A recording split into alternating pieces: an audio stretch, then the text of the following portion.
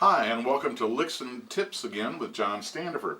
What I'm going to do this time is talk a little bit about stringing guitars. It's really interesting to me how few people actually know good prescribed methods for doing it, and they have trouble with strings slipping and going out of tune all the time and don't really know what's going on. So we're going to talk about that a little today. The first thing I'd like to talk about is how often to change strings, and then what kinds of strings to use. Basically, this how often thing depends on who you are. With me, if I'm doing concerts on a regular basis, I change strings every week. I like the sound of brand new strings. They actually sound better. The intonation is better. And when they start getting dull sounding, I'm ready to get rid of them. Other people are not nearly as critical as that, and of course it depends on how many hours a week you're playing and how acidic the pH is on your hands and if you sweat a lot and so forth. So this is going to vary, but I would say that nobody should probably leave the strings on their guitar for more than maybe 3 or 4 months at the most if you're playing it at all. An easy way to tell is if you look at the strings up here by the head part of the guitar and then look at them on this side of the nut. If they're two different colors, you need to change strings, because these here will get all oxidated and everything from your hands, and up here it won't. So that's a good indicator, is just the coloration itself. Then when you go to change strings, what gauge do I use? Do I use extra lights, mediums, heavies? What gauge of strings? And what metal alloys? Phosphor bronze or 80-20 or 95-5 or So my personal preference is I like phosphor bronze strings because they're kind of right in the middle of the range between not being too bright or not being too dull. They're just nice. They tend to last a little longer for me as well. And the guitars that you buy from the store generally come with light gauge strings, which run from a 12 thousandths to a 53 or 54 thousandths in gauge. And that is generally what most guitars should have. If you have a great big guitar, you might want to use medium gauge strings, or if you're pounding the tar out of it, again, medium gauge strings. Extra lights for a few people who just have a very light touch and they just want the softest feel they can get. But you begin to lose tone at that point. They get kind of wiry sounding, and they go out of tune worse and so forth. So for most people, I would say light gauge is the way to go. So now we'll take a look at the tools that we're going to need and get set up to change strings on this guitar. Alright, so here we are. We've got the guitar sitting on a table, and notice I've got a towel under it, some sort of a soft surface to keep from scratching the back of the guitar. And in my case, I have one of these little neck rockers that Stuart McDonald makes to set the guitar on. It just goes like that, and a place to set the neck so that it'll stay put. You can do that with even a bean bag or anything, just some way to kind of hold it halfway still. Alright, then the tools that we're going to need for the job, of course, the first thing would be to have a set of strings. And then to wind the strings on, we would use a string winder of some sort. Now in my case, I'm too lazy for that, so I actually use a drill with a string winder on it.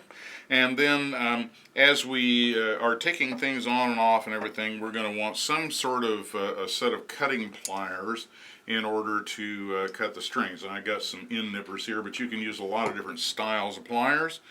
Along the way, you might want to polish the guitar with a rag and maybe a little bit of polish. This is kind of my favorite. It's Dunlop 65. I get it in the little bottles because they fit right in the pick case of your guitar case. And then at some point, some sort of a tuning device or a tuning fork or whatever in order to tune the guitar. So there's all the tools we need. So let's get started. Alright, the first thing to notice here is what direction the strings wrap around the post. Notice that they go from the inside of the head over the post and around. Inside, over the post. And if they're going this direction, they do that. But like they don't go to the outside of the post and around. So what that means is actually a counterclockwise movement of every gear will turn the key in the right direction to tighten it. Now to loosen it, we're going to take this string winder and we'll just put it on a peg like this. This just saves you an awful lot of elbow grease to unwind the strings this way. And after you get them pretty loose, you can just pull them right out of there. Alright? And then we can go on to the next string and just unwind them all. And then we'll go down to the bridge end and look at how that end works. Okay?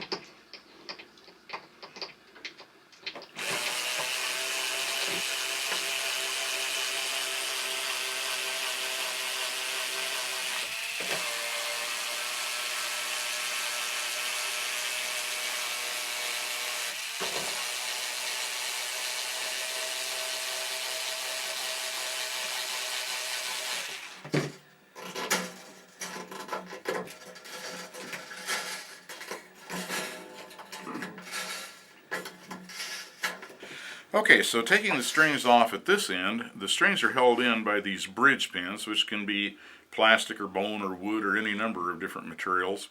And they have little heads on them, and your string winder very often has this little U-shaped cutout where you can put it around the peg and pull it out. Sometimes this isn't a strong enough piece of material to do that, so what I do is I actually use my cutting pliers. These dikes like this will actually go around it and pull it out easier. Now I'm not actually pinching like I'm going to hurt the thing. I'm holding them apart, but I'm just using it as a pry bar and using the bridge saddle as a fulcrum to pry against, and just very gently doing that. Okay, then once that's done, you can pull all the pins out, and once you do that, all the strings should just fly right out just like that. One thing to notice, by the way, just before we start putting new strings back on the guitar, this would be an ideal time to actually polish the thing. One thing that I have found to be really cool are these microfiber washcloth looking things. These are absolutely the best grease picker-uppers in the world. You can just take this over a guitar without any polish at all and usually just slick it right up. If you do need a little polish, just squirt the slightest little amount or just a little bit on the cloth. Doesn't take very much, and then wipe it clean. You can do the same thing up around the head and the neck and the body and so forth. But the other thing that people don't think about is that the bridge here and the fingerboard are just raw wood. They're usually either ebony or rosewood, and they don't have any finish at all on them. And this wood, from your finger grease and the elements and time and everything, will eventually dry out. I've even seen them crack and chip and everything when they get really dry from being very old and never taken care of. So about once a year when you change strings, if you just put a little bit of lemon oil, just pure lemon oil on your fingers, and just rub it around on these raw wood pieces and let it sit for a couple of minutes to kind of soak in, and then wipe off whatever residue there is. Lemon oil has a nice cleaning quality for one, and then the other thing is it leaves a little bit of oil in the wood to keep it from drying out. And one thing that I do, you've noticed probably if you've ever had your strings off your guitar, that you get this little kind of toe jam junk, that gets in between the frets and everything. And if you take a little bit of quadruple aught, real fine steel wool while you've got the lemon oil on there, and just kind of rub around, the combination of that lemon oil kind of loosening it and the steel wool taking it off, you polish the wood and the frets and everything, and boy, when you get this all done and clean it off and then put your strings back on and you've got the back of the neck polished and everything, boy, it just feels brand new and slick and nice and everything. It looks better and it's actually good. The only thing is that you don't want to do this like every time you change strings, because constant wetness with this oil could even loosen the frets. So you don't want to do this more than about once a year, but that's a nice thing to remember. Okay, so now we'll look at how the strings seat into the bridge. Most people don't understand that when you put a bridge pin into a bridge like this, they think that the ball of the string actually rests on the bottom of that pin. Well, of course, if it did, then as you tighten the string, you just pull the pin out. Here's a diagram explaining how it actually works. This strip right here is actually the top of the guitar, and the one below it is the bridge plate, which is glued to it. So this is all wood. And here's the bridge and the bridge saddle and the string coming through. And you can see that the bridge pin, all it's doing is it's going down past the string. The string ball is up tight against the top of the guitar. And the only thing the pin's there for is to keep the ball from being able to go this way so it can get out the hole. So the bridge pin itself doesn't even have to be a tight fit. Once you get it in there and that string pressure is pushing against it, everything will stay put and your string won't slip or go anywhere as soon as you've got it locked in like that. Now here's how this looks in practicality. When I put the string in, notice I put it quite a little ways down into the hole, like an inch past where it needs to go. I put the slot of the bridge pin facing the string like that, and then I just kind of hold the string, the peg, I don't push it in yet, and I jerk the string. Now when I do that, that string I know hit the top of the guitar because I felt it. And then I push the pin in to make sure that it doesn't come out. And right there, that's locked into where you could sling that guitar around your shoulders by that string and it wouldn't come out. And then you basically just do that with every string. You put it in, cinch it up, push down the pin, and so forth, and continue on until you've done that with all the strings. And then we'll go up to the other end of the guitar and show how that works. Alright, when we first put the string in the slot, the first thing I do is try to calculate how much string I want to wrap around the post. And see how I'm holding the string up above the middle of the neck where the 12th fret is. And I've got about 5 inches approximately of string slack there. Then down on the head, I put just a little bit of a kink in that string so it'll stay put. Now when I wind that amount of string up, I'll end up with about 2.5 or 3 wraps on the post, which is just ideal. Not too little, not too much, just right.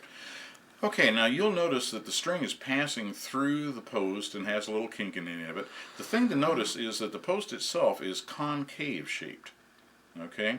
So what that means is that as you tighten the string, it's going to want to find the center of that post, just naturally. So as I wrap the string around, here's what I do.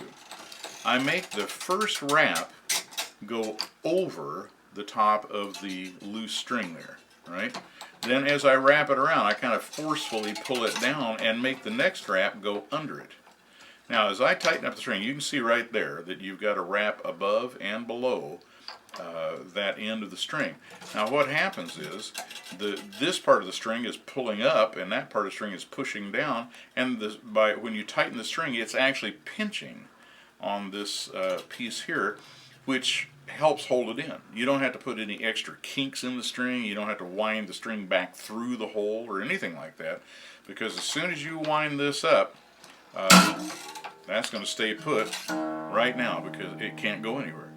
And if you've done a good job of seating it on this end and done a good job of seating the ball end of the string on the bridge end, you won't notice very much slippage or strings going out of tune much at all. Once you pull it up to pitch, you can go right out and play. It's amazing how well it works if it's seated well on both ends. Now let's look at that another way of doing that. Okay, now I'm going to show you a little slight variation of that technique on this one. Once I pull this through the hole and I adjust the amount of string that I want up here, and this just saves a little time. Once I put that kink in the string, I make the first wind by hand, just going over the top like that. I don't have to grab my winder and wind it all the way around. I've already got that, and then all I'm doing now as I wind is to wind on the part that goes underneath. And you may have to kind of help it, with your hand there to make sure that one goes over and one goes under. But once you do, you're set. And you can see, this actually goes pretty quickly once you get started in it. I could just pull that up, get my slack, do this, wrap it around, and grab it and start winding under. And before you know it, I've got a new set of strings on. The actuality is, when I'm doing this on one of my guitars and I'm not stopping to talk about it like this, I can easily change strings from start to finish and be playing in 5 minutes or less. So it's a pretty nice way to go at it, and when you get all done, everything should be really secure and ready to play. Alright, so now we've got the guitar strung, we've got the strings put on right on this end, right on that end. There's a couple more things yet to do.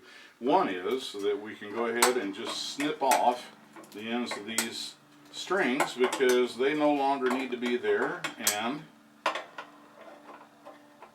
you don't want to put your eye out. If we've learned anything from the Christmas story, we've learned that. Alright, so now we want to make sure that they're seated really good. So the first thing I'm going to do is look at the bridge, and from putting on the strings, the bridge pins move just a little bit. So I'm just going to make sure they're all pressed in good. Then the next thing I'm going to do, I've got them just some tension on them so they're producing a pitch. Now, to help seat them, you don't want to jerk strings or anything like that, but if I put my fingers under here and under here, and just kind of go like that, it's this motion, just a little bit. And what I'm just pulling a little bit at both ends, and if there's anything that isn't quite seated well, this will take care of it, and it doesn't take a lot, just enough pressure to make sure that nothing's going to move. Okay, now we need to tune them up to pitch, and an easy, inexpensive device is a tuning fork. You produce a note. This one produces an E. So you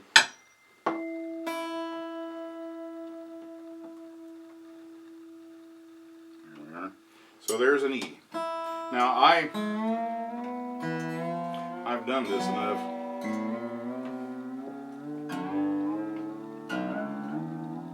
but I can get real close.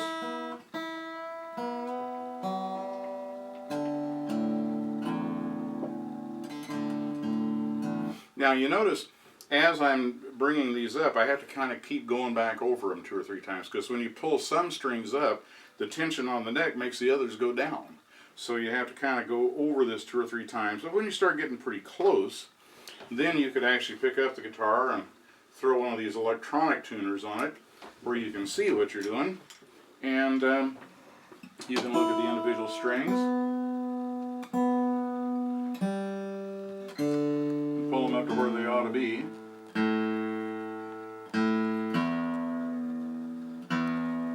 And just right there, you're in tune enough to play.